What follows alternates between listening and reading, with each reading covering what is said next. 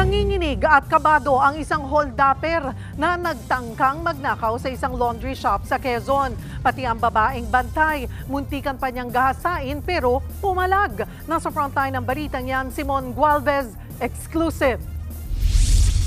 Kabubukas pa lang ng laundry shop na ito sa Sariaya sa Quezon nang pumasok ang lalaking yan. Nagtanong umano ito kung magkano magpalaba, sabay nakiusap kung pwede makicharge ng cellphone. Pinayagan naman ng bantay ng shop ang lalaki. Habang abala sa pagsa-cellphone ng babaeng bantay, mapapansing may binunot sa bulsa ang lalaki. Baril na pala ito. Nagdeklara siya ng hold up. Kinuha ng lalaki ang bag ng biktima. Pinapasok niya rin ang biktima sa CR at tinangkang gahasain. Pero nang mapansin ng biktima na nanginginig ang sospek at tila kabado, pumalag na siya. Nagpambuno ang dalawa sa banyo. Nang marinig naman ng sospek ang pagdating ng ina ng biktima, tarantang tumakbo palabas ang sospek. Iputok mo!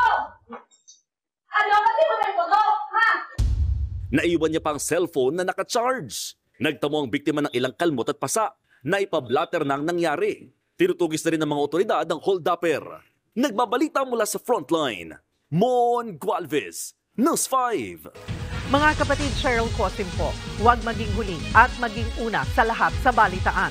Para sa tuloy-tuloy na talakayang sa Frontline, mag-follow at mag-subscribe sa social media pages ng News 5.